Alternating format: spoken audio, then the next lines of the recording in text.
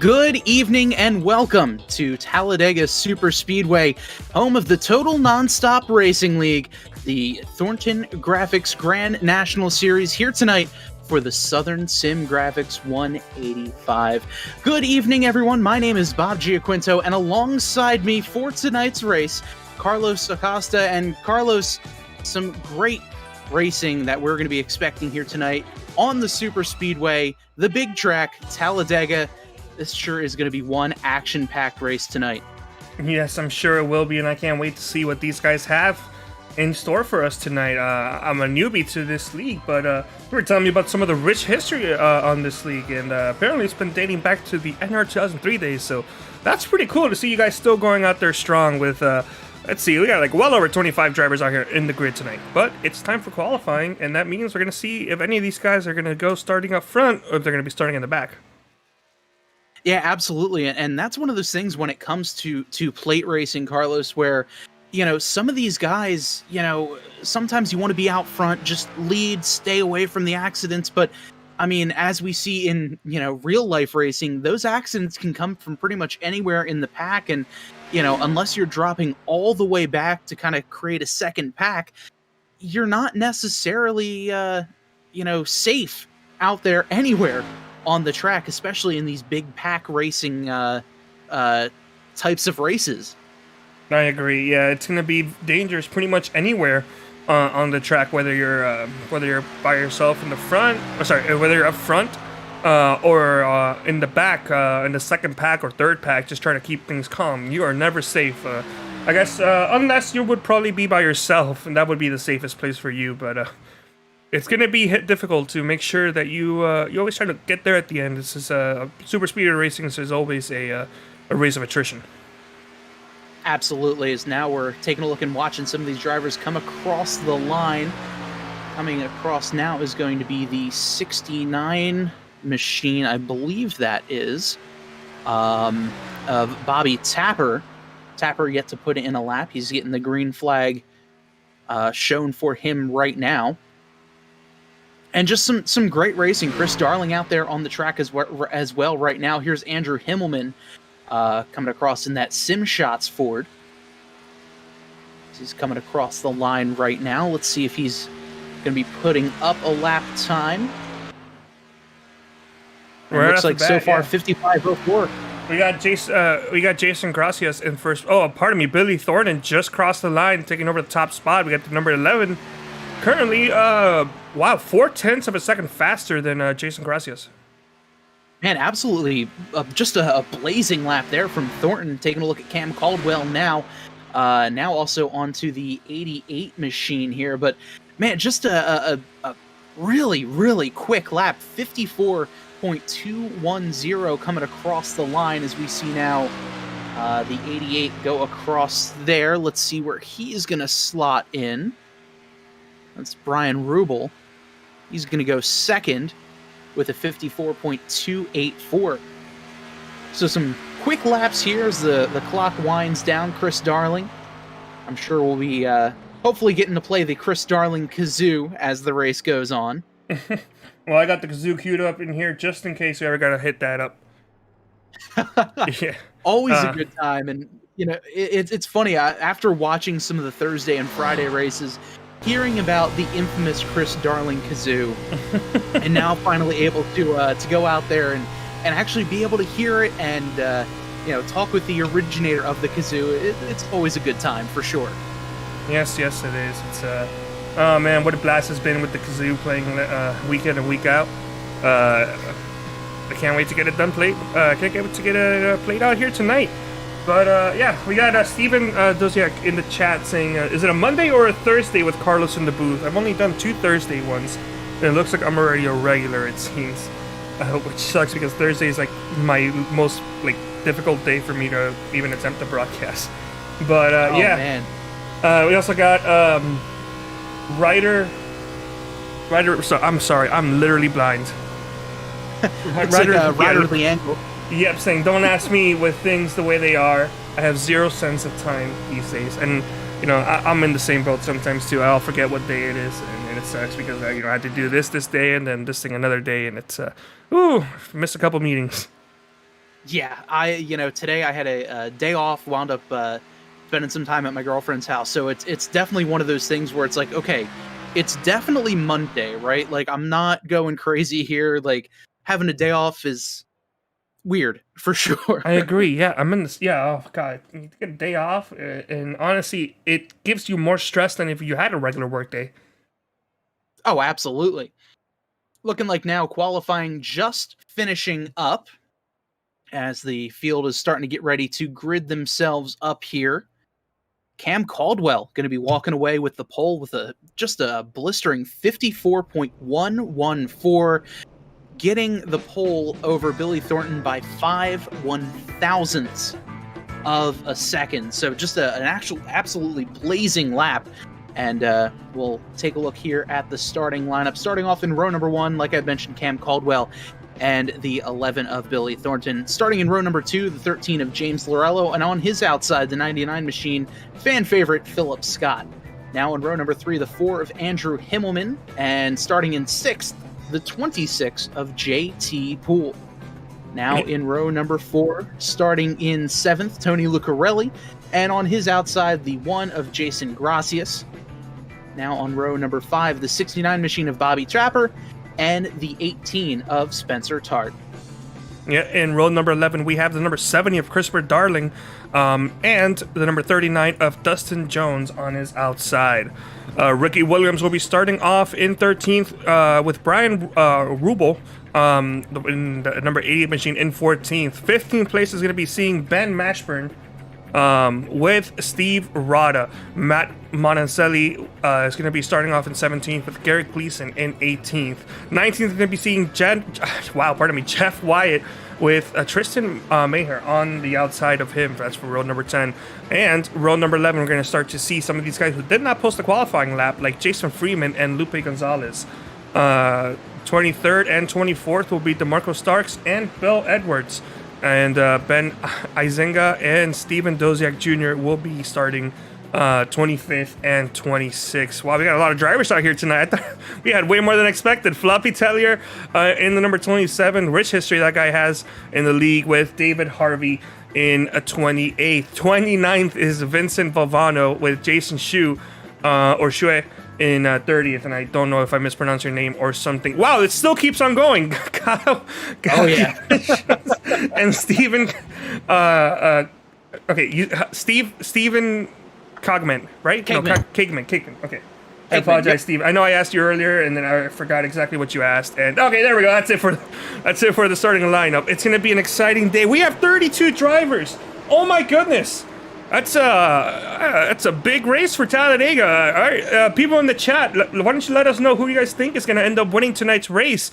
And more important question: how many wrecks do you think we're going to get? Bob, I don't know. What are your picks? You guys know these guys, or you know these guys? Yeah, definitely.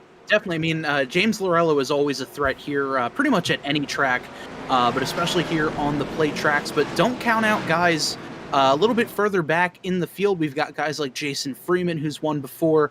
The 22 of Stephen Kegman has also won earlier this season at Daytona, somehow narrowly avoiding a last lap, last turn wreck, able to just dodge out of the way there as well.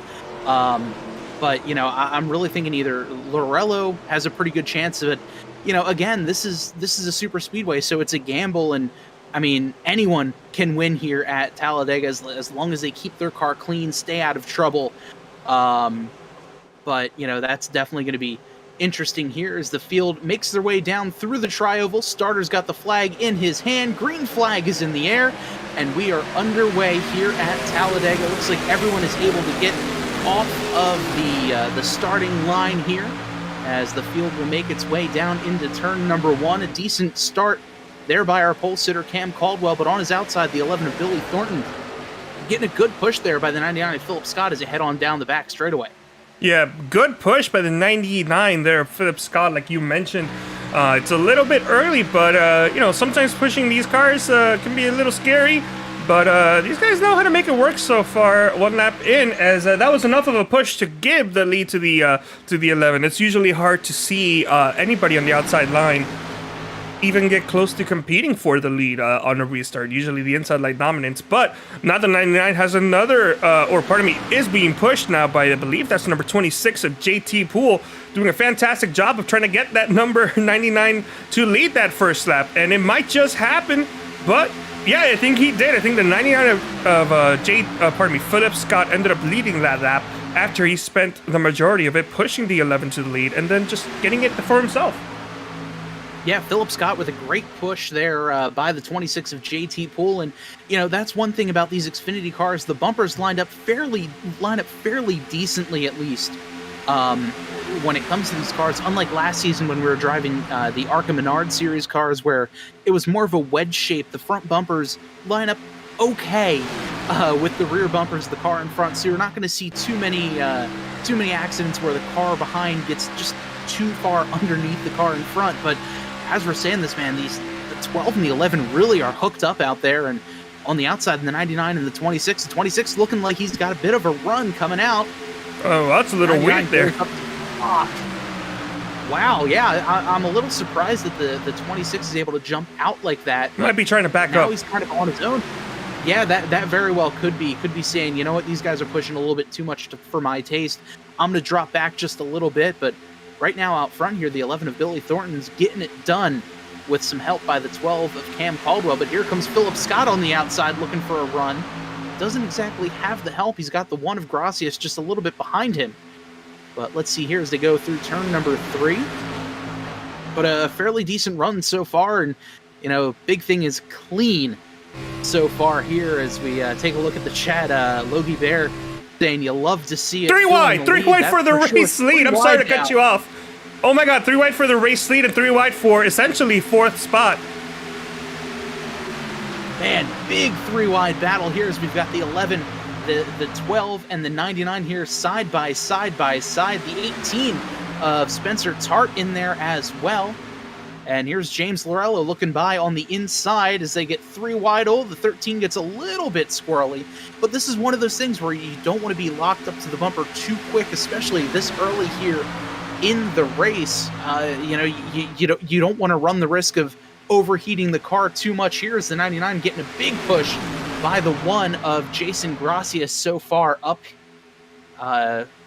here with just 4 laps into this race. It's a 75-lap race, and just craziness going on right now.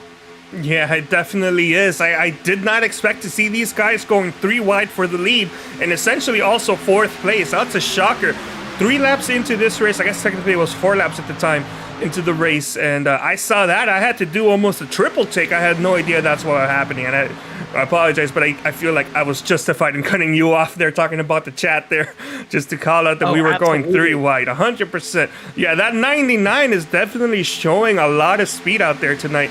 He's been working the high line, dipping down to the inside, getting momentums, and working the high line again. We saw him trying to go for 3 wide. That is Billy Thornton, and he's currently the most lap leader, or the highest lap count leader. I don't know how I'm saying that correctly, but he's led the most laps so far at 2. Everybody else is either tied at 1 or tied at 0. But this might change with Cam Caldwell maybe getting a another lap led, but no, Spencer Tart might be coming from behind to lead a lap. We're going to take a look at what happened there. It was Spencer Tart that led a lap there. So we are going 3 wide once again with the 26, who I guess we were wrong about that he wasn't just dropping back. He's just working that outside line. He's still there in the pack. Usually, if you were going to drop back, you would either drop back on the outside and then slow down, or drop down on the inside below the apron and slow down. He's doing neither. So he's getting a good push from the 70. Yeah, Chris Darling now coming out of nowhere. Pretty much from the files of where did he come from. Chris Darling now moving up. He's got the 24's teammate at Max Graphics Racing, the 24 of Ben Mashburn getting a push as we ride on board here with the 99 of Philip Scott. Getting a great view. Yeah, Philip Scott actually pulled a quick one on Cam Caldwell. Cam Caldwell kind of was leading at the time, moved up just a little to maybe block off a run from the outside line. And Philip decided, I'll just stick my nose down there. And he just did a quick drive down to the inside and got the lead from the 12. So good job on the number 99 for getting the lead. But he's got some challenge now with the 18 of Spencer Tart. trying to prove himself that he has what it takes to be up front in elite laps here at a super speedway race. But 7 laps in, and Bob, let me tell you what, these guys are racing a lot harder than I expected. But at the same time, the way these guys are driving and going 3 wide, it just screams to me that they are talented, and they also have massive respect and to each other or for each other, and they're able to kind of see what everybody else is doing to be able to have the confidence to take somebody 3 wide lap number 4 into the race. As it looks like somebody's blinking in. That might be the 12 of Cam Caldwell, kind of losing some connection there. But Bob, yeah, these guys have experience, and it is showing.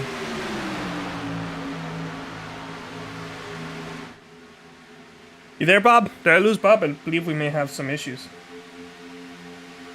Yep, unfortunately, it looks like we lost Bob. So if anybody out there knows anybody where we can print milk carton boxes, I would like a picture of his face saying, have you seen this commentator? Because Bob is missing. I repeat, Bob has left the broadcast booth. He may have gone to the broadcast RV where we keep all the day-old pizza. I heard that he was a little hungry.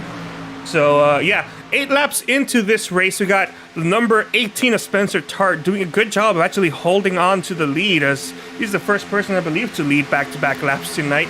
The number 99 kind of being tame right now. I kind of expect him to try to constantly go for the lead, as we are going 3 wide still with the 26 on the outside line. Already 9 laps into this 75-lap race. I expect these guys to do multiple green flag pit stops to get that in, but instead of looking at this front group as the 99 is making some moves, it's a little crazy. Not quite sure what's happening there. Number 99 ended up going back to behind the 18, doing a good job there, pushing that number 18. But the 13 of James Lorello with the number 3 of Steve Rada doing a good job just making sure that the outside line's getting pushed. And as I believe that's going to be enough momentum for the 18, for the number 13 of James Lorello to take the lead. He may almost be clear as we're going to cross the line. We have a new lap leader. Number 13 of James Lorello, I have covered him. He's one of the ASRS drivers before us. The 26 is still doing a fine job on the outside. JT Poole got no help out there, but he's still doing a really good job of just maintaining momentum and hanging out with this group. I just keep on thinking he was trying to just drop back, but oh my goodness, Bob is back. All right, cancel the milk carton printings. Yes, we heard that you wanted to get some day-old pizza at the broadcast RV. Yeah, sorry, I had to run down to craft services real quick. My for whatever reason, my Discord decided to log me out mid-race, so my apologies. It's all right. But I am back here now, taking a look here as the field comes down through the tri-oval. As James Lorello side by side with Spencer Tart. Lorello's going to lead yet another lap here. Started 3rd, but some of the biggest movers that we're seeing right now out there. Spencer Tart started 10th, currently running in the, number 3 position right now. But a few other pretty big movers. Ben Mashburn up there as well. Really just kind of making their move as this race goes on. Yeah, while you were gone, it seemed to get a little bit calm there with the 18 kind of holding on to the lead for a while. But since James Lorello got a good push from, I believe it was, I can't remember at the time, it may have been the 3. It was Steve Rada. Steve Rada did a good job pushing James Lorello to the lead. He's been holding it for 2 laps, maybe 3 laps now in a row. As, it's starting to get a little calm, but at the same time, that calmness is not really going away as these guys are still going side by side on lap 12, but they are making it work. It looked like the last lap, I'm not quite sure if I looked at it correctly, but I think Cam Caldwell on the 12 maybe got a little bit tight or something and kind of had to move up a little bit, possibly scared one of the drivers on the outside line and ended up dropping back just a little, getting off throttle. But yeah, these guys still have clean cars, and everybody's doing a good job of not wrecking each other. And 12 laps into this race, I would not be surprised if we went caution free. Yeah, for sure, especially the way these guys are racing as of right now. Very clean, but again, this is one of those things where they're only on lap 12. There's 75 laps to go. We're coming up now within, I'd say, about 8 laps of getting our competition caution, or our stage break, rather. And, things are definitely going to start ramping up a little bit more, saying, all right, Now it's time to go. I need to get those extra championship points, especially for some of these guys who are a little bit deeper in the championship standings right now, like the 99 of Philip Scott, like James Lorello, Cam Caldwell, really all of these guys that are out front right now. They could definitely use those points. So it's going to be interesting to see once we get closer to the end of that stage break, how are they going to handle trying to cut their way through the field here, especially with, you know, how jam-packed this field is right now.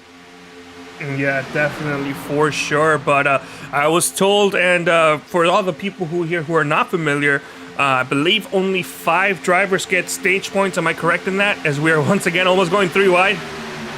Yes, top 5 drivers of the stage will wind up getting those points. First place 5 points, second place 4 points, and so on.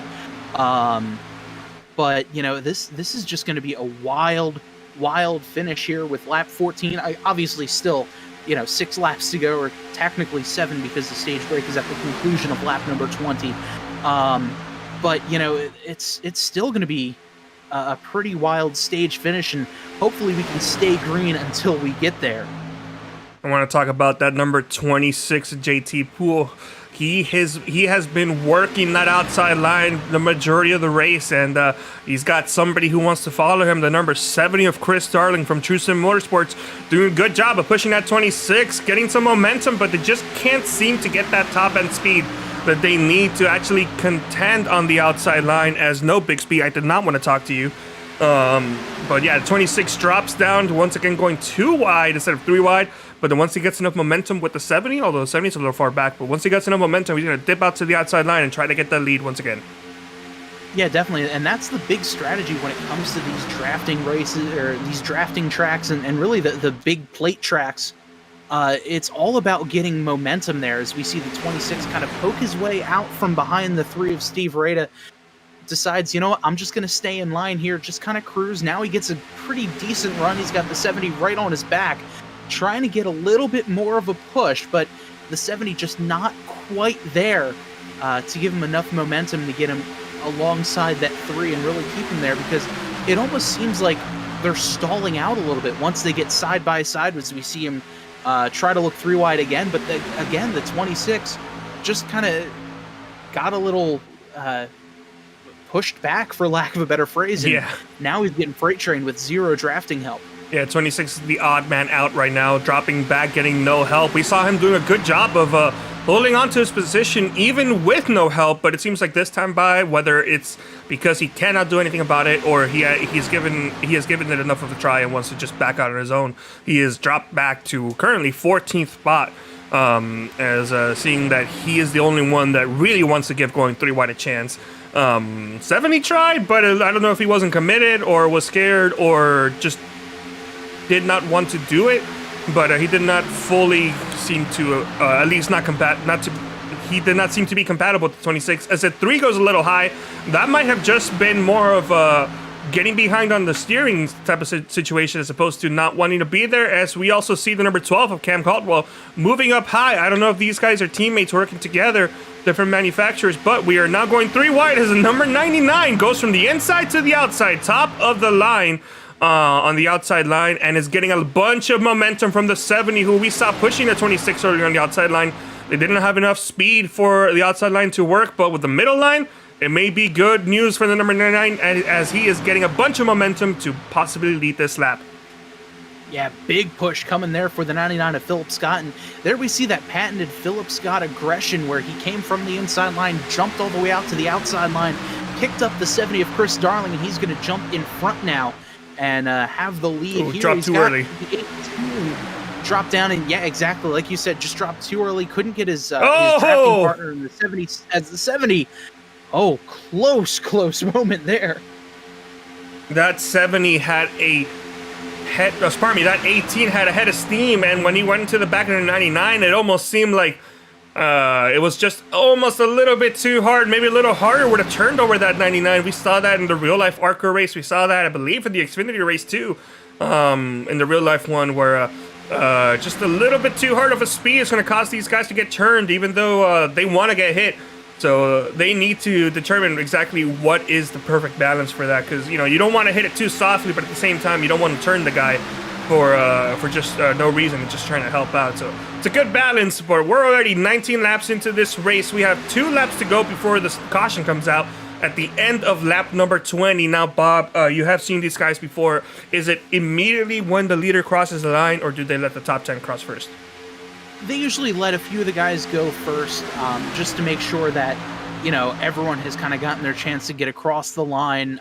Then the admins will usually throw a caution fairly shortly after, but it's going to be right there at the conclusion of lap number 20. And right now, Philip Scott coming out of turn number 4, heading down through the tri-oval. Scott right now with a pretty good head of steam, though, on the outside. Here comes the 70 of Chris Darling. He's got a push from the 24 of Mashburn. And oh, wow, out of nowhere, the 97 machine of Mike Floppy Tellier giving a good push as well. It's going to be close to see who's going to end up winning this race. Oh, I do. Sorry, Bob. I thought you were done. Go on ahead. Oh, no worries. I was just finishing up there as they're side by side coming out of turn number 2.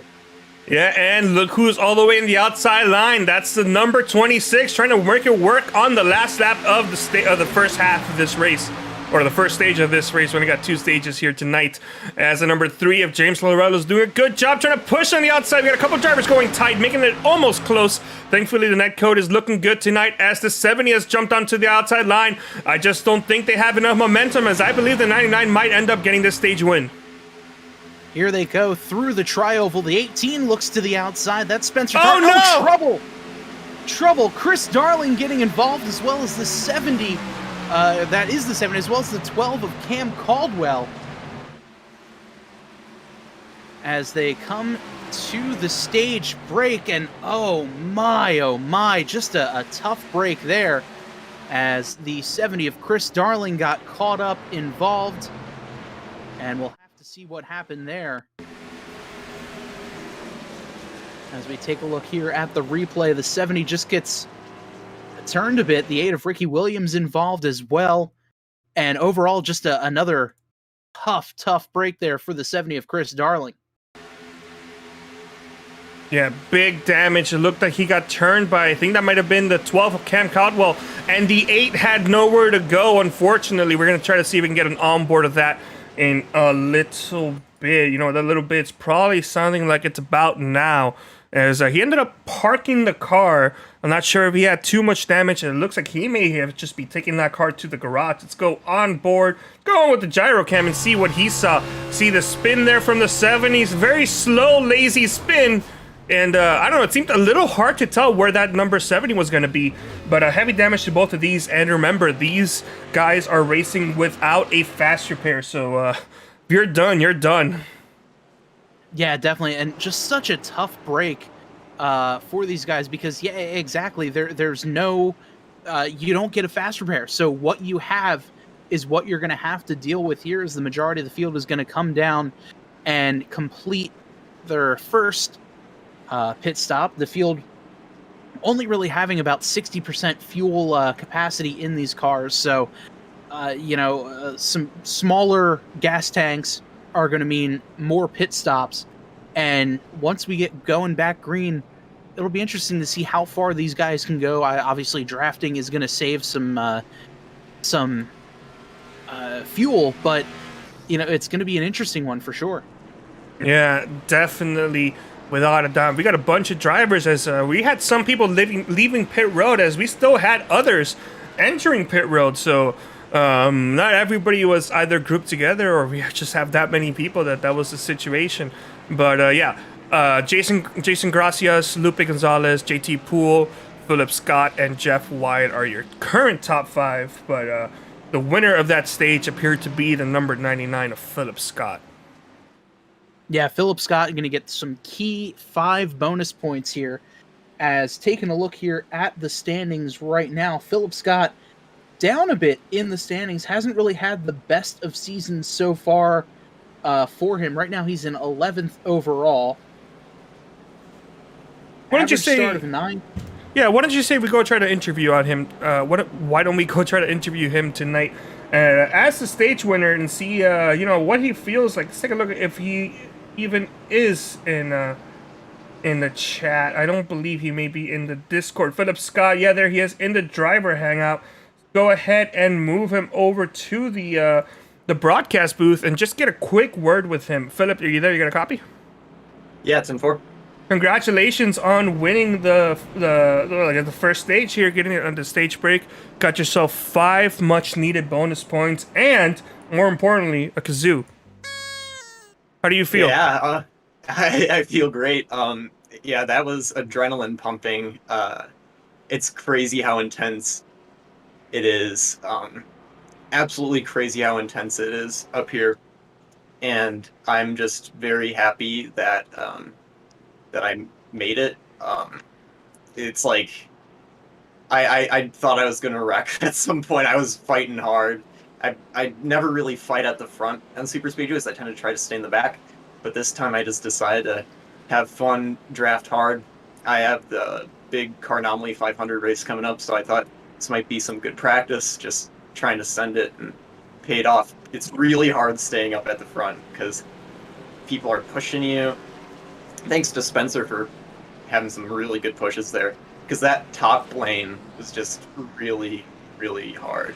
Yeah. Yeah, you definitely got a lot of help there. You were also making a bunch of moves. Now, pardon me, I'm sorry. My live, did you just go down Pear Road during this interview?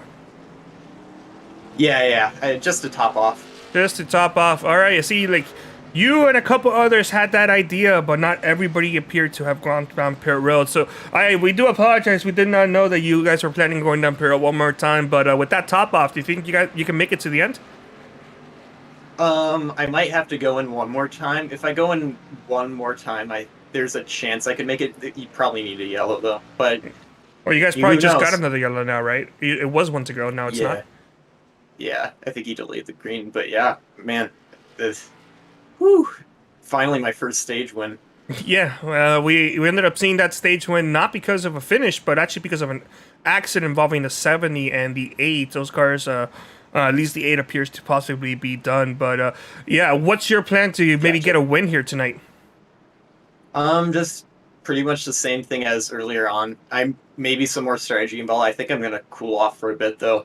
I was fighting hard. I really wanted those stage points, so I think for the first 20-30 laps of this final segment, I think I will probably just chill out, relax, ride, and think about setup, strategize for the finish.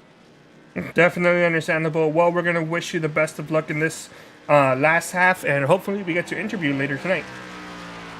Yeah, thank you. There may have been an accident involving Garrett Gleason there, Bob. I don't know if you had a chance to take a look at that, but let's quickly go over into the replay and see what maybe happened. I got reports that he crashed, maybe on the backstretch, not quite sure. I didn't exactly see what had happened there, as I'm also trying to get this rewound as well. It looks like he just stopped. It looks like he just stopped and on the field, and it just activated a crash condition on my telemetry software. So possibly nothing happened there, other than it looks like just in the chat he was giving himself an end of line EOL penalty. So it looks like he might have just been stopping to just kind of get to the end of the line, let everyone go by. He's coming down pit road once again. Yeah, everybody is. The majority of the people are. Yeah. So that's going to be interesting now with a little bit of fuel strategy involved. You're gonna have to come down one more time. But taking a look out front now, the 11 Billy Thornton, right next to him, the 38 machine of Vinny Valvano. And before we get going anymore, Carlos, let's mention the Shibby Shack Dash for Cash drivers for tonight.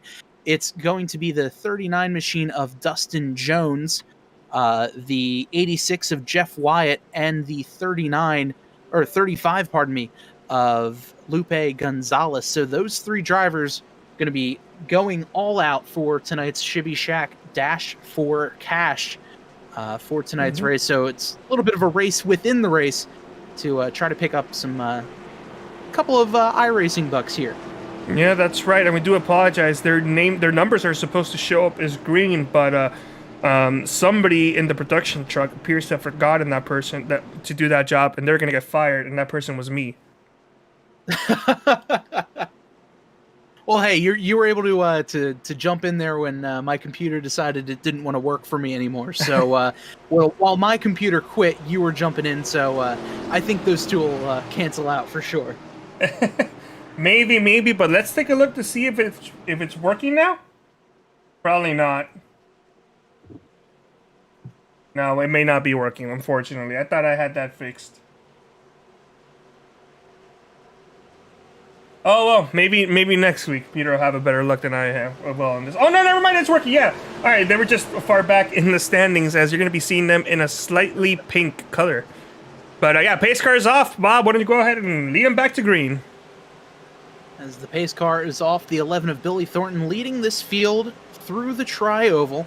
And I know it's kind of pounded on us all the time watching the TV broadcasts, but Talladega, the start-finish line is at the end of the tri-oval, halfway down towards turn number 1, so a lot more action can go on through that tri-oval as the race goes on, so we'll see if that plays a factor into tonight's race. The green flag is out, and the 11 of Billy Thornton leads this field through turn number 1. He's got the 41 machine of Tony Lucarelli right behind him, and the 69 as well of Tapper right there, as well as the field races down the Alabama gang super stretch. Yeah, Trapper's out there in third place, because right behind him, in fourth place, going side by side with the 88 of Brian Rubel.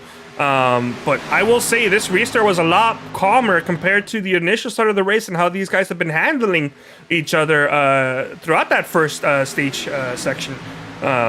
A lot of the drivers, especially that were running up front on the stage, are in the back. Like, for example, the stage winner, Philip Scott, restarted deep in the field, currently 15. So he's making some moves, trying to get himself back up to the front as quickly as he can. But a bunch of the drivers in the back, and it's a situation where you don't really want to push your luck trying to catch up to these guys, because one mistake, whether it's from you or somebody else, will put you out for the rest of the night, because there are no fast repairs out here. Exactly. No do-overs here in this race. You're going to have to race with whatever happens to your car as these laps tick down. And, you know, this is just going to be some interesting racing here. We're almost starting to get two distinct packs. That front pack running side by side. Looks like 1, 2, 3, probably about 10, 11 cars.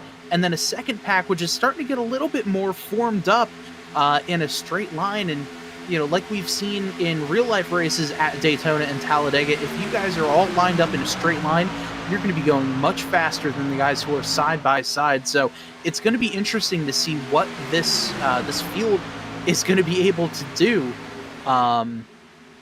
You know, if they're able to form up and get caught up with this main pack. But right now out front, the 38 machine of Vinny Valvano able to lead this race with a pretty good push coming now by the 11 of Billy Thornton. Yeah, indeed. Side by side for the race lead, we have two packs, or pardon me, we have 2 rows of, I believe, 3 drivers essentially, because 4 drivers, I'll give them that, going side by side for the race lead. However, the 38 is getting a good push from the number 11 of Billy Thornton, as the 24 and 98 are doing whatever they can to try to get that lead. It's strange seeing a number 24 that's a Toyota, but I guess this is where we are right now. As that number 24 is getting pushed as SpongeBob. I just noticed that's a SpongeBob car getting pushed by the Roush machine to possibly get a race lead. However, that inside line's looking strong. They have the numbers, they have the speed, and they have the shorter distance. It appears to be working for them right now. But my next question is, where's that number 99, and what is he going to do to get himself back up front? Looks to be calming down. But for those Christopher Darling fans, he is, unfortunately, his car is not looking good. He is going well below the speed compared to everybody else, hitting around 160, possibly at his best, compared to everybody else who's doing 188 plus. So expect Christopher Darling to finish multiple laps down tonight. 48 laps to go, and he's already almost a lap down. It's gonna be a very, very long night for the number 70, Christopher Darling. Yeah, and a tough break as well there for that 70 machine. Caught up in a wreck as they came to the stage break. But that's exactly what happens here at these large tracks where, you know, you're racing for every possible point. And unfortunately for the 70, he just got caught up with a little bit of an aggressive push, got turned around, the aid of Ricky Williams as well, who I believe has pulled off of the racetrack now, currently 7 laps down. It's just a really tough break for those guys caught up early in a wreck, and now they're just going to have to be sitting there and just kind of logging laps if they're able to even complete those laps as this race moves on. All right, for those out there in the chat, let's hear where your favorite drivers are at. Let's see who you're cheering for, and let's see who you guys are going to think is going to win tonight's race. We got 46 laps to go. That's going to be roughly about 40 or 45 or so minutes, because I'm assuming we're probably going to have one more caution of racing. So these guys are going to do the best they can. Now the question is, that fuel strategy we were talking about that we saw earlier. We saw these guys going down pit road multiple times, every single chance they had the opportunity to just fill up on gas. But with 46 laps to go and fuel tanks at 60%, I don't think that these guys can go without stopping. They're going to have to stop maybe once or twice. Yeah, we're going to see. I don't know. We're going to see what these guys are going to do. But Bob, it's going to be one heck of an exciting race for sure. That's for sure. It's going to be really exciting here as we watch this battle unfold through the tri-oval. 38 of Vinny Valvano still leading. He's got Ben Mereshburn on the outside, getting a big push from the 98 machine of Tristan Maher. And, Maher is one of those guys. He's another guy who's pretty aggressive out there on these plate tracks, does a great job pushing and gets cars to wherever they need to be. And, he's able to kind of work with that and get himself in position as well. Teammates the 99 of Philip Scott as well as the 97 of Mike Tellier. So, that Waffle Motorsports crew, the 97, 98, and 99, really good super speedway drivers, some great pushing as well. So it's going to be interesting to see how he can hang on still with about 40 some odd laps to go.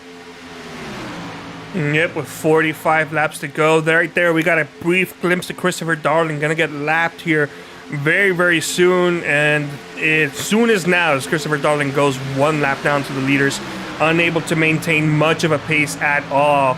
And probably one more incident away from having to deal with a black flag due to being too slow on the track, as that car is barely looking good at all. But yeah, well, I was going to mention how we had two packs there, a pack up front and a pack behind going single file, but kind of seems like that pack kind of got caught up and is starting to become just one pack at all. As you see the number 97 of Floppy Tellier getting pushed by number 12 of Cam Caldwell. Saw Cam getting involved in that incident there on the last lap of stage 1. But he did a fine job pushing 97. Looks to have not much damage at all.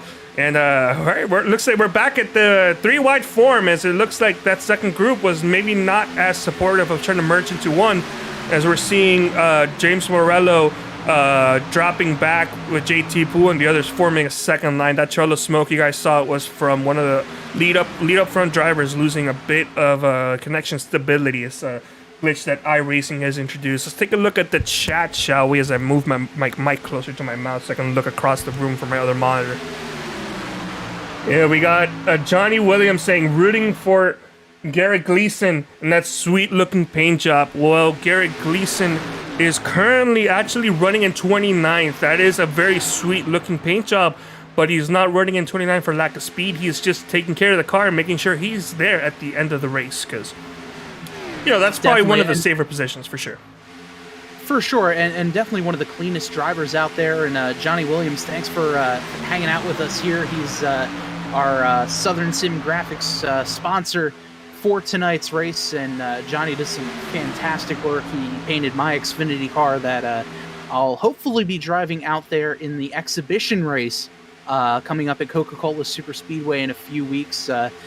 Johnny does some phenomenal work here. He's the sponsor of tonight's race, and definitely one of the OGs of the Total Nonstop Racing League, dating back to the NR 2003 days as well. So it's awesome getting everyone back together and joining in and racing, supporting the league, whether it be painting, whether it be doing some offline league stuff, as well as just kind of hanging out and watching the broadcast as well. So it's really great seeing a lot of these names back in the NR03 days, back now doing the iRacing thing, whether, like I said, it's painting, watching, racing, or even in my case, broadcasting. It's pretty great getting the band back together, so to speak. Yeah, getting that quick glimpse into the rich history of this racing league. Really nice to be a part of it, even if it is just a one-off for me, helping out Peter, who is currently freezing in the cold in Texas. I heard he just got his power back, but he and his wife are lighting candles, trying to do the best they can to stay warm. So we wish you the best of luck, Peter, and I hope that you guys make it through the night A-OK. As we got going to be going down to 40 laps to go, too wide, as going to quickly look, as I had a mild stroke there, going to quickly look at your Dash or Cash drivers. Not so far, hasn't been a good night for them. Of course, it's still early in Daytona, they're just hanging back as Cam Caldwell's having some more connection issues. But the current winner so far, in case it starts to rain, is the number 35 of Lupe Gonzalez. They're doing a good job currently in 12th. Yeah, right now in 12th, just slowly moving up through the field there. Driving the 35 machine is Lupe Gonzalez, and looking back, the other two Dash for Cash drivers right next to each other in 18th and 19th, the 39 of Dustin Jones and the 86 of Jeff Wyatt right there, running nose to tail. But taking a look out front now, still the 38 of Vincent Valvano, really kind of coming into his own this season as a plate driver and really as a driver in general. Really one of the more improved drivers from last season to this season, whether it be driving style, whether it be just kind of driving ability as well, really picking up the pace and doing a great job is the 38 machine of Vincent Valvano, as he's going to lead this pack down through the Alabama Gang super stretch. Yeah, going side by side, the 24 is getting a very healthy push from the number 98 of, of Tristan Mayer. Doing a good job. That outside line starting to look very strong. The numbers are getting there, and the speeds are climbing as that inside line's having to push just a little bit more. To me, I don't see these guys saving fuel at all, as I expect these guys to go down pit road maybe once or twice. 66 or 60% fuel percentage on how much 66 fuel quantity is how much they can have as a set percentage twice there, like a fool. But that outside line looking strong. The only weak link appears to be number 12 of Cam Caldwell with his connection, as he's actually gone for a while now.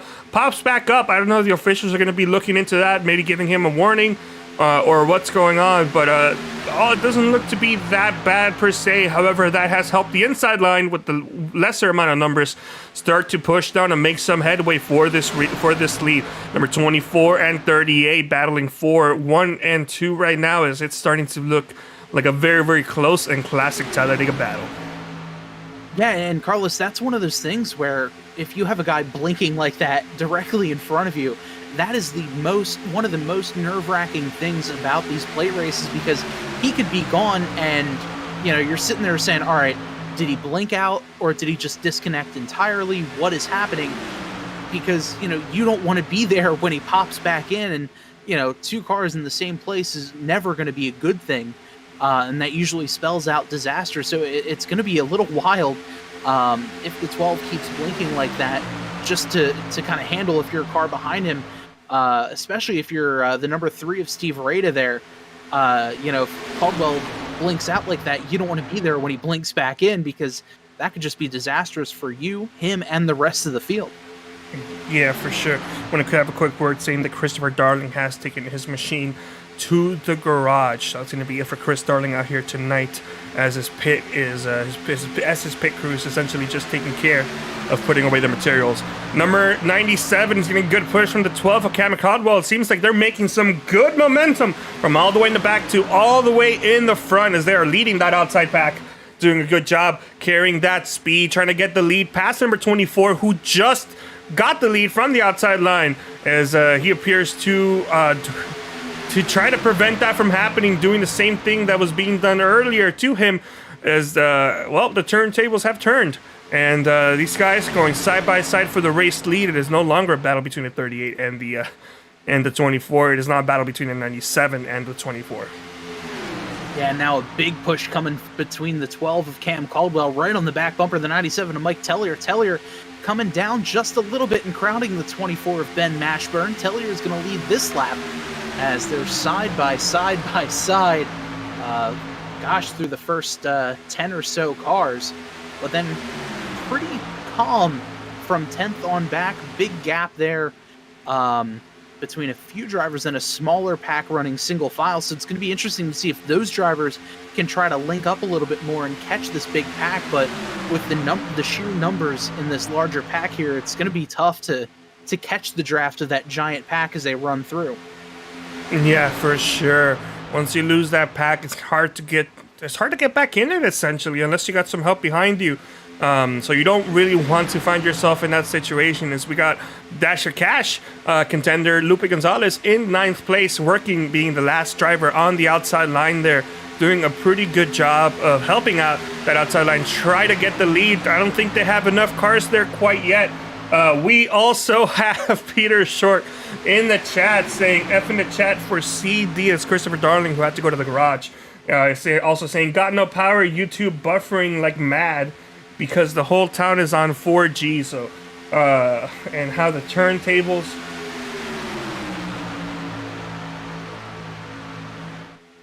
So yeah, funny joke by Peter there with, getting in there, getting on chat, telling me he's having a good time watching the show. Make sure everybody's having a good time. Let us know what you guys like, what we can do better.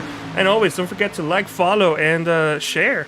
It's always important to get the word out. Make sure that these guys get the fans following that they all deserve, because these guys have been doing a fantastic job going 2-3 wide for the race lead and further back, and only having one incident at the end of what would have already been a caution anyway.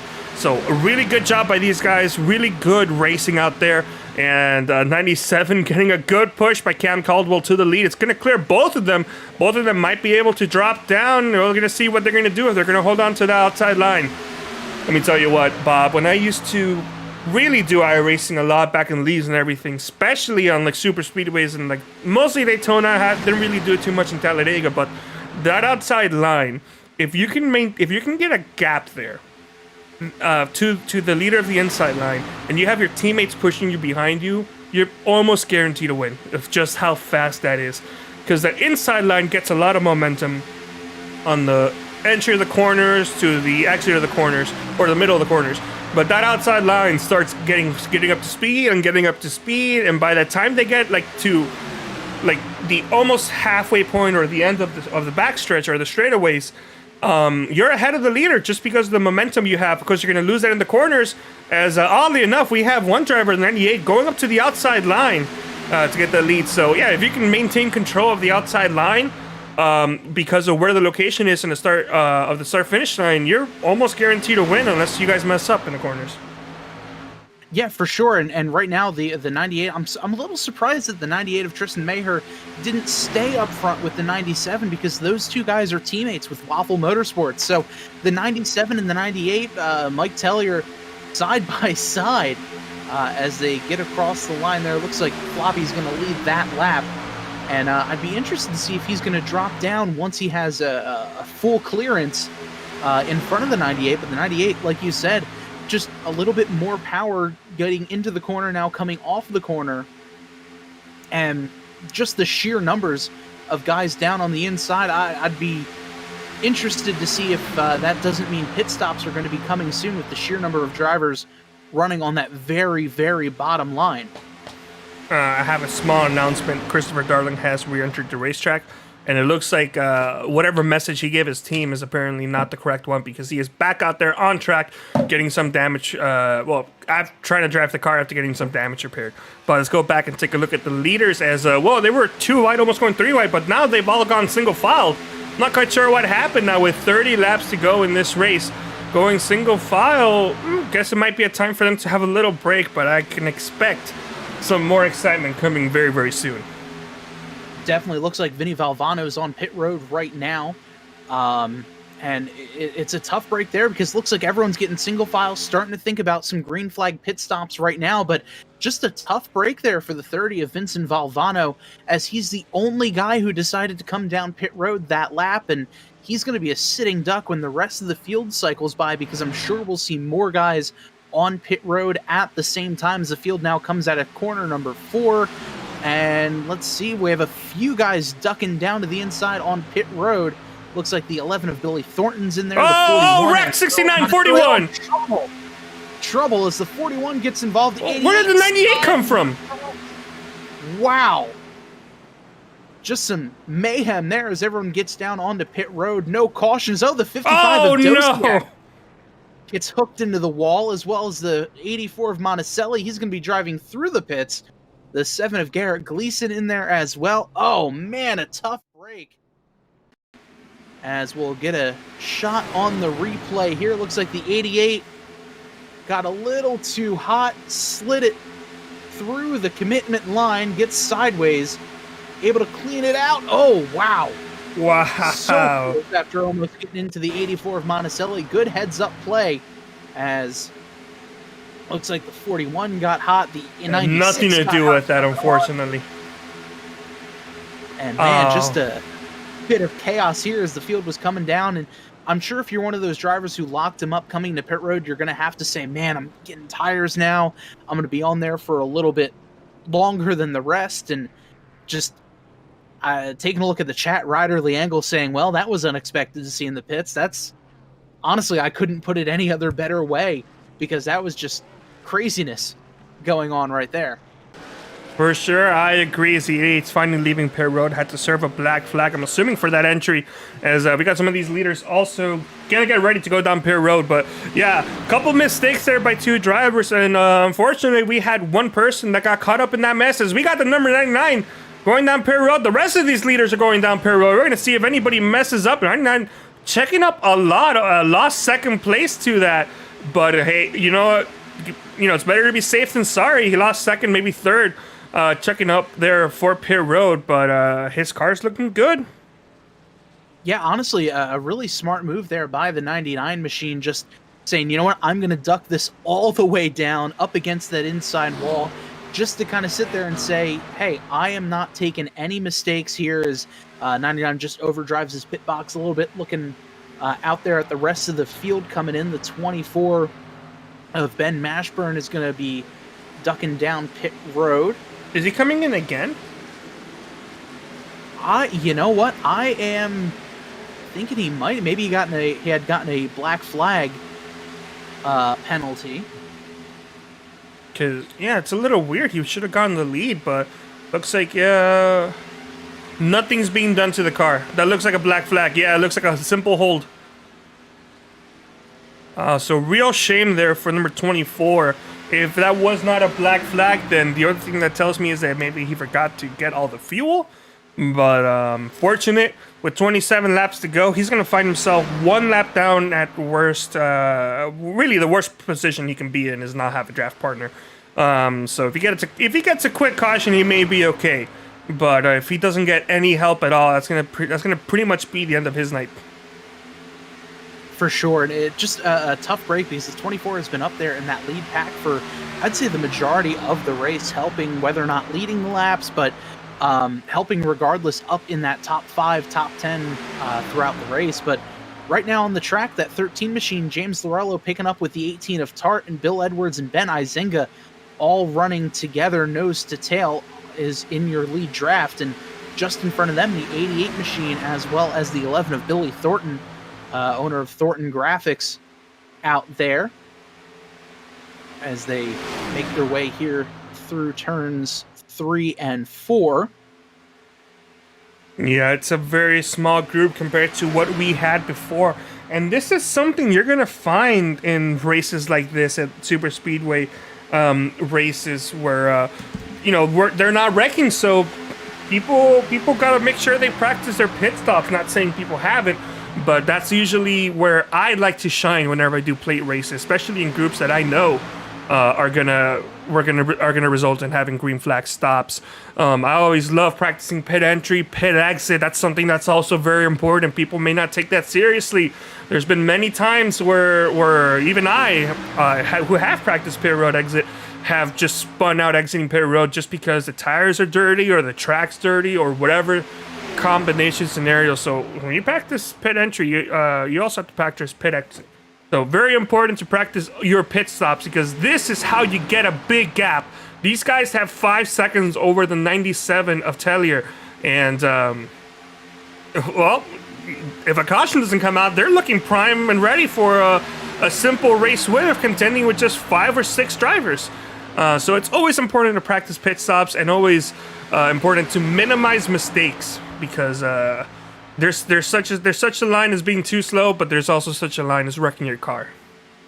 Yeah, you can say that again. I mean, if I had $1 for every time I've messed up pit exit, even just in practice, I would be retired somewhere that is not in New Jersey, because it's so important to get out there and practice that pit exit. And like you said, because the time you make up on pit entry and pit exit is going to be the difference between in this lead group now or 5-6 seconds back. Here's we're getting 3 wide in that second pack, and they don't want to be 3 wide if they want to be out there just trying to catch up with this lead pack. You know, I was trying to show there the time delta, but we are going 3 wide, so it's not working too well. As it looks like they were losing some time, but slowly. Oh no, pardon me. They're losing a bunch of time. They gained some time a couple laps ago, but lately they've gone from 5 seconds to 7.5 seconds behind. So even though this first pack only consists of 4 drivers on the lead lap, there are 6 drivers there, including some who have gone a lap down. So these guys going single file, like you mentioned, going much faster than the group that's going 2 wide. And I wonder how long it's going to take these guys to realize that, hey, let's forget about each other for a moment. Let's take care of each other and go single file and catch up. Because when these guys go catching up and go single file, that's when the real fun begins as a driver in plate races. It's very fun to just try to see if you can get and lose and gain time to the leader, so that you can maybe be there at the end. So that's a fun as a driver, but also in the same boat, if you're in this much bigger pack and you still lose time to the leader, then it's maddening. It's maddening. It's annoying. You want these guys to go faster, but you know they don't want to work with you. They all don't want to work together. They just want to pass each other, whether because they don't know what's happening or they know what's happening and they know that they're not going to get there. And then they just want to put themselves in prime position to get a better finish than what they could. So this could also be a case where you see guys making mistakes, going 2 or 3 wide, and then wrecking each other because the desperation is setting in. They want to start pushing harder. They want to start pushing faster. And somebody gets loose, maybe gets behind on steering, and that's where we get a big one. For sure. And, this might be one of those moments where you kind of hop up the mic in game chat and say, hey, guys, let's work together. Stop trying to, race side by side here. We're about 7 seconds behind the leader now. Well, 9.5. We're 8.5, 9 now. So, we're far enough behind the leader, guys. Let's get together. Let's get single file. Single file is faster. And, I'm sure they don't know this here as, the leader's starting to head down pit road as that lead pack now ducking down into the pits. The 13 of James Lorello is in, as well as Tart, Izinga, and Bill Edwards. So our top 4 heading down pit road now. That tells me their pit window has just opened, and this should be the last time they go down pit road. There's no way these guys should be going down pit road this early compared to the last time they went down pit road, unless the window just opened. So I'm guessing these guys can go about 20 or so laps on fuel. And now that it's open, it's free real estate. They're going to go down in there, try to get some gas, because, whether you're going to pit for a couple seconds at the end of the race to get some gas, or you're pitting now, it's still going to be a shorter amount, where, you can just click full fuel and it'll only take a couple seconds because, you're like 80% full on your tank right there. So anybody that tries to go in, during the middle of this stop, whether it's in a couple laps or something, as we got some of these guys going down pit road, so never mind that. Actually, not too many. Cam Caldwell, only 2 drivers going down pit road. That is not enough to maintain a decent draft. So these guys will have to make sure they leave at the same time. Otherwise, it's game over for both of them. Yeah, definitely. And I'm a little surprised that not as many drivers were able to duck down pit road. Especially as we see on screen the 99 and the 98. 99 is Philip Scott, 98 Tristan Maher. That I'm just a little surprised that they didn't join the 97. I'm sure it was just a matter of them being in the top groove versus the bottom, not able to get down to pit road safely. But with these guys racing side by side, this could be a bit of a hornet's nest as they try to get down pit road. Indeed, indeed, and then you also want to do the math correctly, because you don't want to take too much fuel and just spend too much time in pit road, because these guys are only going to go down in there for fuel only. They're not going to change tires. There's not enough tire wear to even mandate that or even necessitate that. But you also don't want to take too little fuel. You don't want to run out with a lap or two to go, and then, you know, everybody's going to make fun of you for that. You run out of fuel trying to go for the win, and it's going to be a bad moment for everybody. Yeah, and we saw that last week, Carlos, with the 98 machine of Tristan Maher. He was leading at Montreal and just couldn't get quite enough fuel, ran out with probably about half a lap to go, wound up finishing last car on the lead lap, I believe in like 11th or 12th. And he was leading, had a good lead, but the 17 of Ben Izinga was able to track him down, get around him, still kept going. But unfortunately, the 98 wound up finishing last car on the lead lap after a really exciting race at Montreal, and things are looking exciting yet again now with 17 laps to go here at Talladega in the Southern Sim Graphics 185. Yeah, that's a real painful feeling right there. Definitely just pain, essentially. You're gonna have that Twitter post with the image of your car running out of fuel with like the faint background that says pain, because that's what you're feeling right now. Or right then, that's when that happened. But 98 trying to shake off last week by trying to go for a win here in Talladega, and you know, he's got one of the greatest, or that I've seen so far in this race, one of the greatest cars, and the number 99, making a bunch of moves as your stage break winner, getting himself 5 bonus points there, pushing the number 98, so number 99, 98 right next to each other, doing a good job, and the 98 might see some lead. But you know what I also see, Bob? I'm not sure if you see that too. That might be some rear end quarter panel damage he has. That could be helping his car. Yeah, look at that rear end. It's crinkled in a little. Yeah, just a little bit. I'm not sure if it was maybe taken during pit stops or if it was just from you know, some hard bump drafting, as we're seeing here as we ride on board with the 99 of Philip Scott. But you know, that little bit of damage, taking the spoiler out of the air, could be making him just that much faster, and maybe fast enough to get in there, because these two guys are essentially working side by side as we get some more cars peeling off, heading down pit road.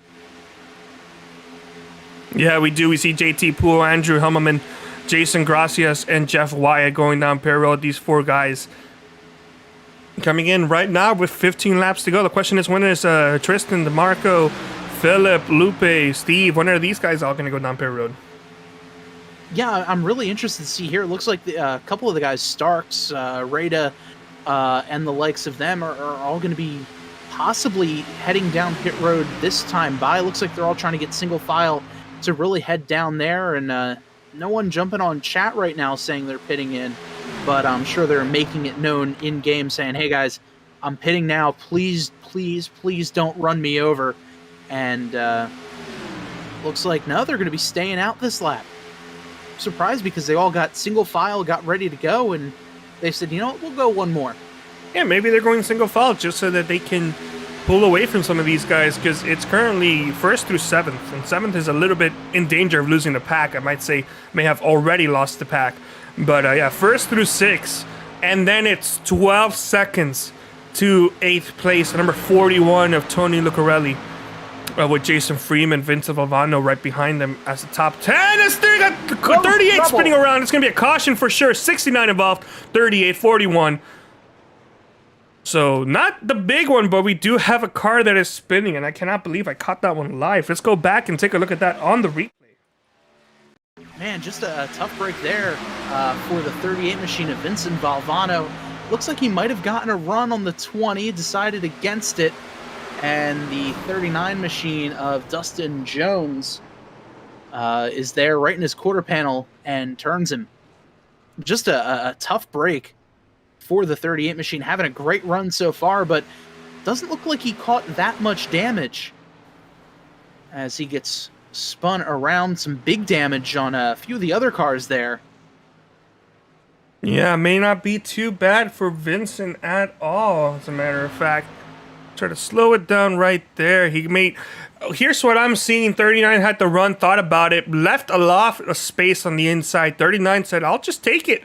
Unfortunately, the number 38 did not see that coming as the 44 and 69 go up high, get some heavy damage for the 69 at least. He's got no front bumper with hitting the outside wall. And unfortunate for those guys, that simple spin by the 38 cost a bunch of damage to these guys. But I believe Vincent may have also had another issue trying to get back on track. No, I guess not. That's just the software telling me that he had either stopped or something of that nature. As oh.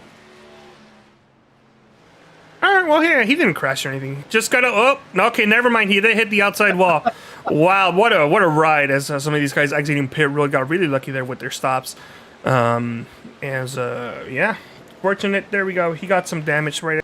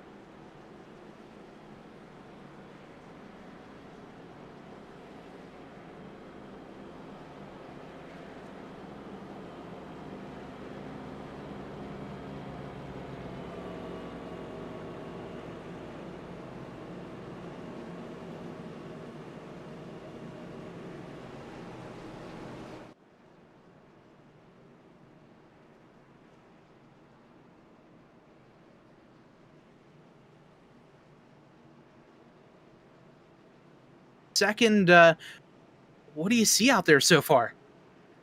Been looking pretty sketchy in the big packs. Pretty not confident in those, but yeah, that pit cycle, me and my S2R teammates were really set, and if we went green there, we were going to be looking pretty pretty. But yeah, we'll see what we can do here. We're 2, 3, 4, 5, so we'll see what we can do with David restarting first here.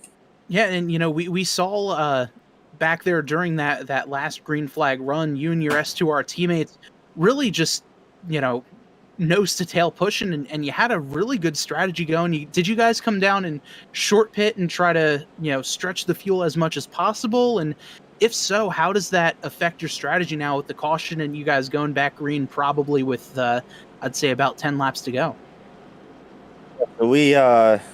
We were basically trying to pit before everybody else because we found out pretty soon that we weren't going to make it on one stop after that stage break. So we went in on, I think, lap 48. We just didn't want to be amongst everybody else, less danger. And then we only took 1 can of fuel, so a bit faster of a stop, and we were able to lead there for a few laps, and then went back in again, took 1 can of fuel, and I guess no one else had been back in yet, so we're up here now. But yeah, it looks like as everyone else is kind of making their green flag pit stops, that's when the yellow came out. So everyone right now looking like a bit of an even playing field, and you know, it looks like the lights on the pace car are off. So we'll let you get back to racing, and good luck, and hopefully we get to talk to you in about 10 laps time.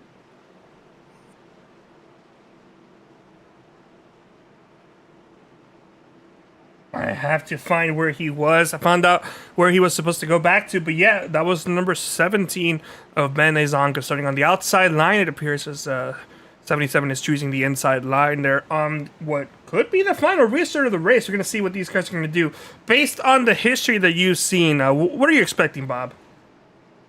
You know, I'm unfortunately, I'm going to expect at least one more caution, only because there's 10 laps to go. It's Talladega. The field is bunched all back up, and we only get a handful of green-white checkered restarts here.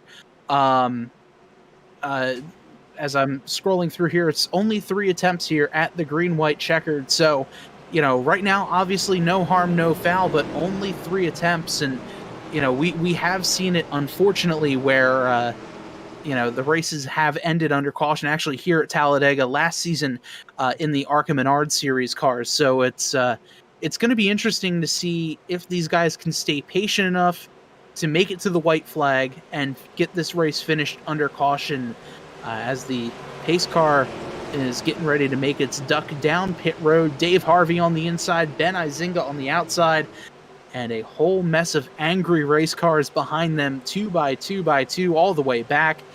And this is going to be gearing up for an exciting 10-lap shootout here as the green flag is out and the field goes up through the gears. Now David Harvey getting a good restart here as they cross the line and head off down into turn number 1. But the 17 of Ben Izinga has his teammate James Lorello on the outside, giving him a great push. But here comes Mike Tellier on the inside lane, giving the 77 a push. So some TNR guys versus some of the newcomers here to the leagues and TNR originals down low, getting a good push as Dave Harvey leads them down the Talladega back straightaway. Look at all those cars on the outside line. Some of them are thinking about forming 3 wide, and they do. As we are getting already 10 laps to go in this race, number 20 and number 98 going side by side by side, trying to make up as many spots as they can. Trying to look at the number 86, who is currently 9th. He is currently your Dash for Cash winner if he finishes ahead of Gonzalez and Jones, and it's looking like that so far. But with 9 laps to go coming here at the line, these guys are not waiting to race it out, as these guys going side by side, trying to get as many spots as they can, as we see the 18 almost ducking below the number 13 of James Lorello, trying to get a position there, trying to force him up high. But James Lorello is holding his ground as they are still side by side, couple rows deep for this race win. It's a 97, really on the back bumper of the 77, doing a good job of pushing. I can see these guys getting one more caution before this race is over, especially with how much movement they have across the racetrack on the straightaways. But these guys have done a fine job of making no mistakes or minimizing their mistakes as much as they can. But going 3 wide, they still continue doing, as Cam Codwell is going on the outside of the number 4 machine, Andrew Hummelman, and doing a good job. Still having some connection issues, but that 13 of Lorello pushing the back of the 17. A fine job as 17 gets the lead. Not enough momentum for him to clear the race leader on the inside, but doing a fine job nonetheless. And a big push there by the 13 of Lorello, getting the 17. Oh no, big wreck 26! And trouble as the rest of the field piles through here. The 26 gets sideways, and a few other guys pile in, but it looks like not too many guys too worse for whereas the 88's missing a front bumper. The 41 there with some matching damage on the back end. So we're going to have to re-rack and do this one all over again as we're going to try to get a replay here of what exactly had happened there. Yeah, I'm trying to get a replay as well. I'm not quite sure what is happening here. There we go. Let's try to go back a couple more seconds to see maybe what happened. Some contact, the number 26. I'm shuffling. Number 1 may not have turned, or may have accidentally turned the 26, causing a big stack up there on the field. Let's go back some more. Let's go back 30 seconds. And let's go on board here with that 1 machine, see maybe just what happened. There was a big stack up at the 26, and with that outside line, and the 26 maybe got a little squirrely there on the bump. Yeah, right there, turned the 26, and a bunch of drivers got involved. 98, the 24 I saw with that SpongeBob car missing a front bumper. Big damage for a bunch of these contenders, and unfortunately some of these guys' nights may be done. Yeah, just an absolutely tough break now with this restart coming within 5 laps to go. As we're getting some slow motion replay here, and just take a look there on the bottom of your screen now, the center of your screen rather, the 24 of Ben Mashburn. He sees the drivers in front checking up as the 26 gets turned right up here. Oh, the 20 also hit the outside wall. We saw that right there. You saw some sparks, and that could have been what checked up the field as the 26 kind of moved away from that. And of course, at 24, not expecting the one to hit the brakes because of the spinning number 26, but a lot of damage. That 7 hit it pretty hard. 98 kind of got lucky there. Did get some damage, especially in that quarter panel that was already damaged, but did a fine job of not hitting the outside wall when it came back. But good job by a bunch of these guys to scramble and not get involved in another incident. Yeah, it looks like the 88 having some issues and deciding to park the car. That's a lot of damage on that front end, and unfortunately, no fast repairs. His night might as well be done. Yeah, definitely. It's such a tough break here with within the closing laps of this race, but unfortunately, I don't think we're going to be done here. As there's only a handful of laps to go. I don't think the pace car will be finished leading any more laps for tonight's race. It's just going to get more and more nerve-wracking as the laps tick down. So, this is just going to be an interesting final set of laps here, as we're not quite in an overtime situation just yet. But boy, are we getting close. Yes, yes, we are. But why don't we see if Bob, if you're willing to take another interview, as I kind of try to troubleshoot a small tech issue here. For sure. Let's take a look here, and chat. Let's see who the chat wants us to talk with. Let's see who you guys want to talk to quickly before we go back to green. See what everybody is thinking about, who maybe you guys want to talk to. Yeah, and right now, taking a look at the chat, Ryder Langle saying, "Hey, look, there goes the big one." Chris Darling in there as well, saying, "Hey, look, more guys not getting on the binders. Man, come on, fellas." Just a tough break for everyone involved. You see the smoke coming on. Just slow down, hit the brakes. If you have to slide your car, just come in and take tires. You're further back in the pack as it is. But just a tough break in there as well. Ryder Liangle says, and in that moment, those guys decided to become a wall. And, I definitely have to agree. Stephen Doziak joining us in the broadcast for the race. He says, this storm is a brewing. And, man, that is for sure what's going to be happening here. Only a handful of laps remaining, as only a few more laps are to go.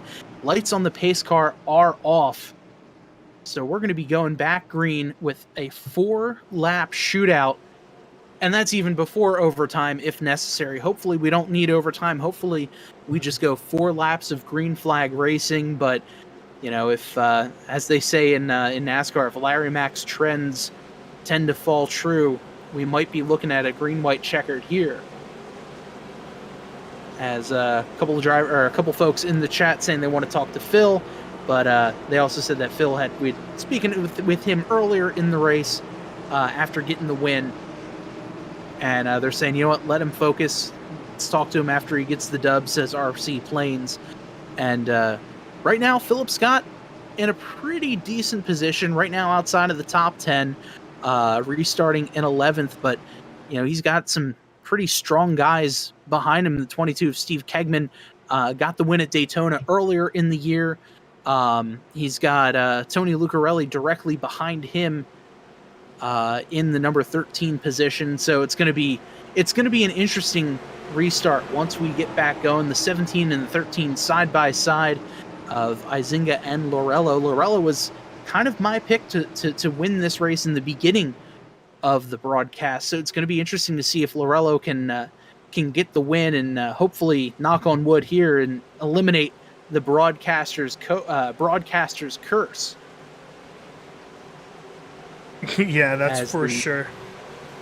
Pace car pulls off, and Peter and I always have the dreaded broadcaster's curse, where as soon as we say, "Oh, hey, someone's doing a great job," they're immediately on fire, upside down, and completely wrecked within a lap or two. So, knock on wood, everything is going to be going good here as the green flag is out, and Ben Izinga is going to lead the field with 4 laps to go here at Talladega. Oh, immediately the second car in the inside line, that might be the number 77 of David Harvey, goes on, makes an amazing move to get the lead from the inside on the race leader, and is now leading. Your pack on the inside line got the strong number 18 pushing him, but the number 17 also has the number 13 of James Lorello pushing him from behind, the number 97 right behind him. These are some very strong cars in both sides of the lanes. We also got some other drivers trying to work their way up on the third lane. Number 3 of James Lorello.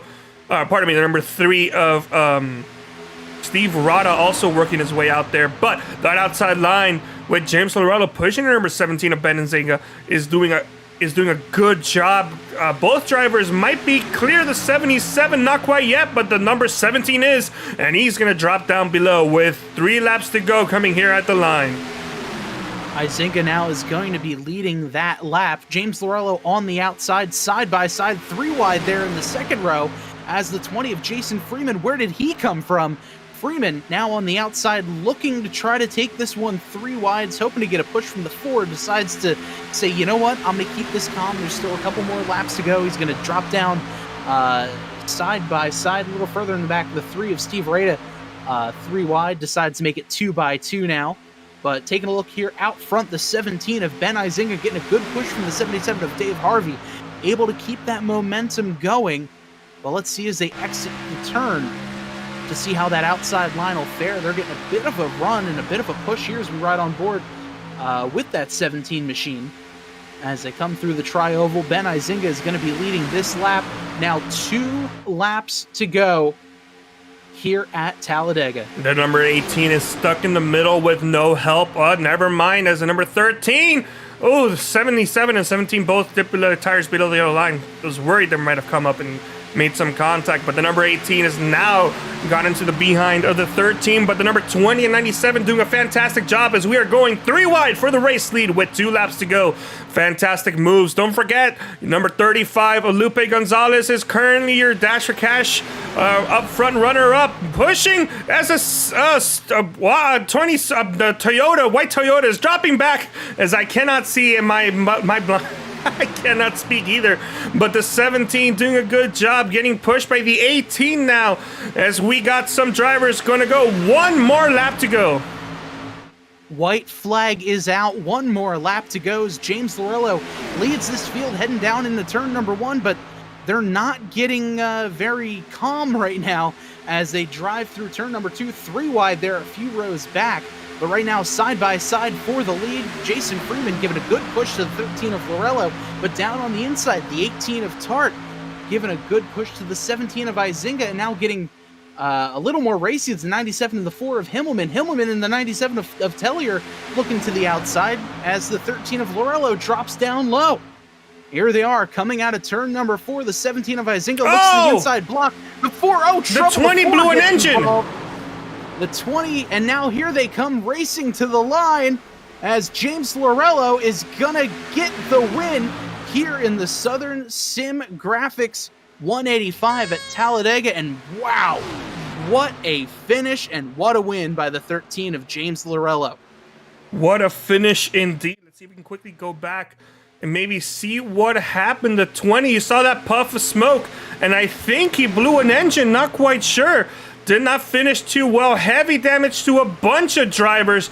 Nearly everybody behind there got involved in that wreck. As, oh my God, is that the 7 doing barrel rolls and flips? Wow, we're going to have to take a look at that one also. Gleason goes flying there as he got just absolutely space forced. I don't know, he just showed up from space. That's what happened. Oh my goodness, I have no idea what happened. Did the 20 actually blow his engine? Let's go on the gyrocam and find out. No, he didn't. I don't know what that smoke was. It wasn't a blown engine. He just got a really good push from the guys behind. So heavy damage. We're going to take a look at that replay again, but let's take a look and see how James Lorello's celebrating his win. Yeah, Lorello with a great win and a fantastic race ran by the S2R guys as the whole S2R team is out there celebrating with him.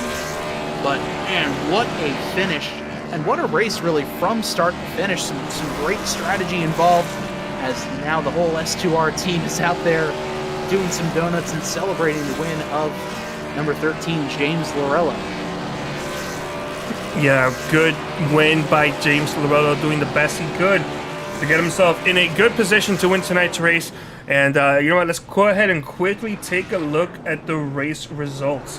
All right, in first place, we have James Lorello with Ben Izenga in second. Bill Edwards in third with Spencer Tart finishing in fourth. Andrew Himmelman finishing fifth with JT Poole in sixth. DeMarco Starks will end up finishing seventh with Floppy Tellier in eighth. Steven Doziak Jr. finishes ninth, and Lupe Gonzalez will finish in 10th place. Now finishing off in 11th, the 98 machine of Tristan Maher, Stephen Kegman in 12th, Jason Shu 13th, Kyle Givishausen in 14th. The 15th position is Tony Lucarelli, Steve Rada in 16th, Vincent Valvano and Jason Freeman in 17th and 18th place. Now in 19th, the one of Jason Gracias, and 20th is Jeff Wyatt. Yeah, in 21st, Ben Mashburn with Billy Thornton in 22nd. Dustin Jones finishes in 23rd with, 23rd with Philip Scott in 24th. Bobby Trapper finishing 25th. Garrett Gleason 26th. David Harvey finishing in 27th with Matt Monticelli in 28th. Brian Rubel in 29th, and Cam Caldwell in 30th, with Christopher Darling and Ricky Williams rounding out the last two positions. So big race out there. It was definitely exciting, and let's see if we can just once again kind of cue up that wreck there at the end that saw that 7 just flipping up over the field multiple times. Let's see if we can go back and take a look at just what happened. Garrett Gleason, let's go on the gyro cam. He sees the wreck happening up ahead. Might not be able to do anything, and wow, just immediately takes up into the air. That is just a wild wreck there, and the gyro cam kind of tells the story of it all there as we get another look on the outside.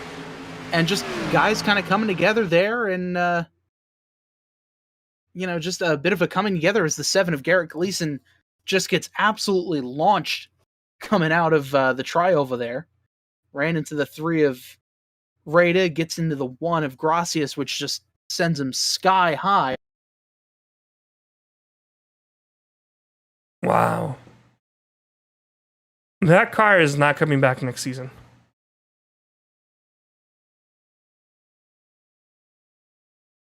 All right, well, let's go see if we can go ahead and quickly interview your top 3 finishers, because I believe I may be experiencing a small bit of tech issues, so we do apologize if you're seeing or if you're seeing or hearing some small things every now and then, but we are working on it. But just to finish up here tonight's broadcast, I don't know if we can get Bill Edwards here on an interview. Bob, do you see any of these guys out here? Oh yeah, Bill Edwards here. All right. There we go. Let's bring him. Oh, Bob is not here.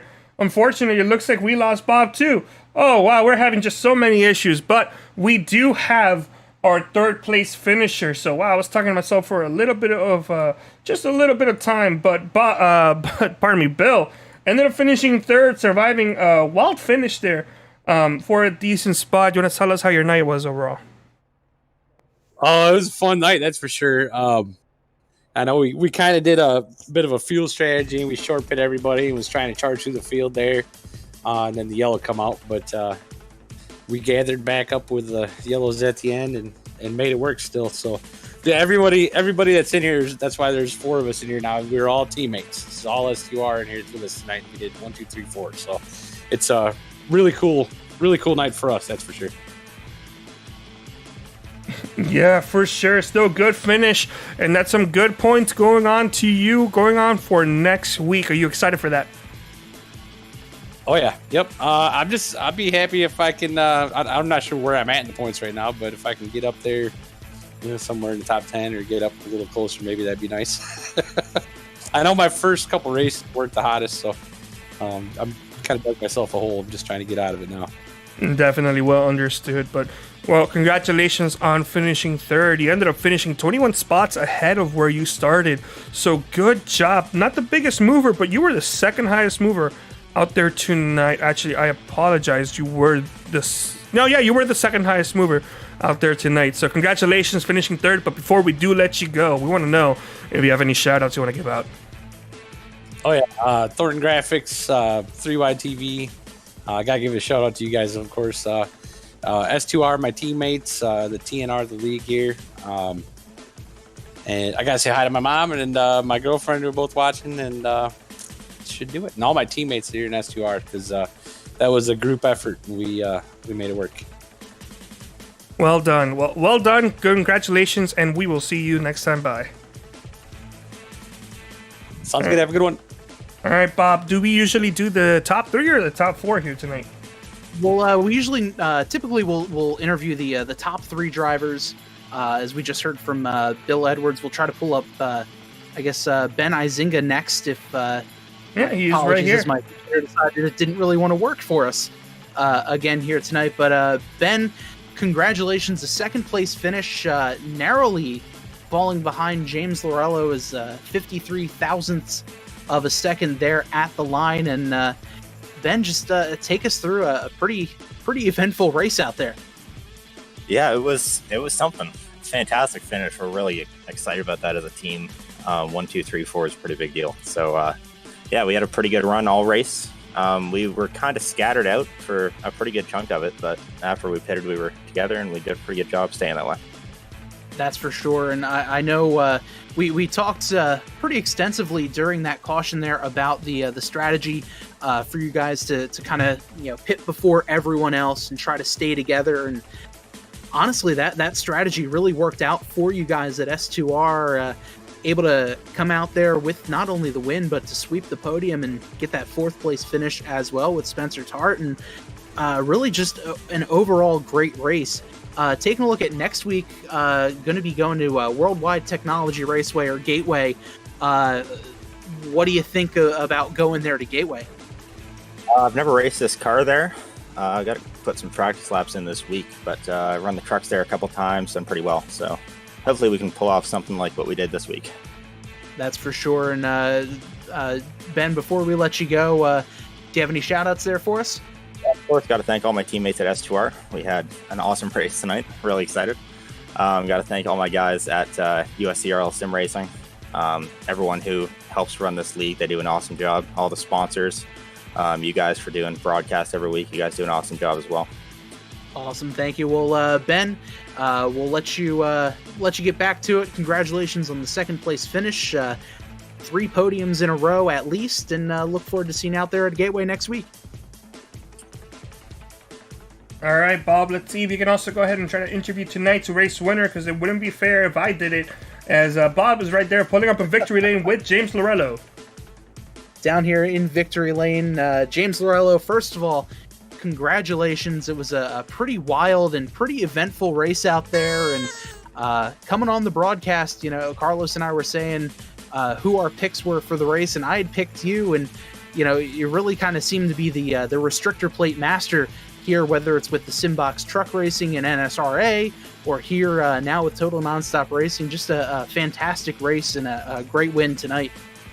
Hey man, I'm glad you picked me and glad I could prove you right. Appreciate that. It was definitely a fun race out there, and a lot of fun there at the end. I was glad that I could hang on and finish top 4th on my teammates. That was awesome.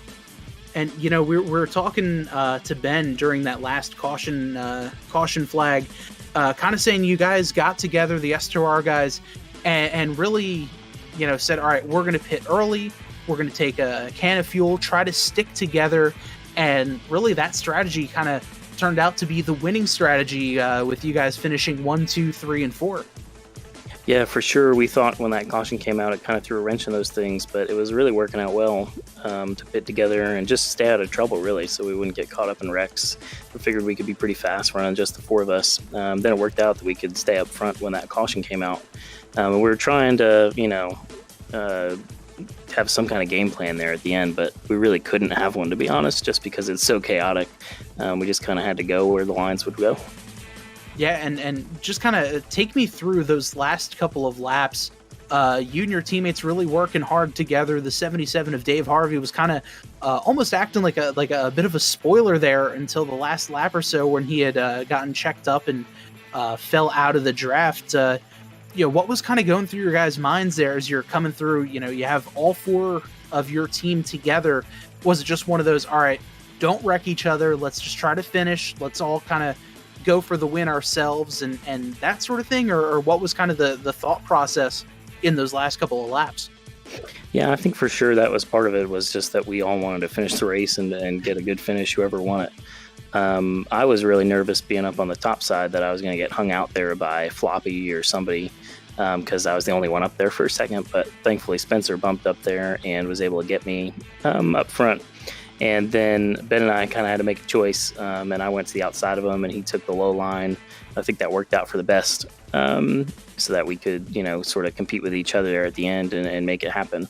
I think if it were somebody else, I feel like we might have got wrecked, but I think because we were teammates, Ben could have taken me 3 wide and, nudged me in the rear, and he didn't. So glad he didn't, and glad we could all finish this top 4, and heck of a run for all of us. Really fun stuff. For sure. And taking a look next week, going to Gateway with these Xfinity cars.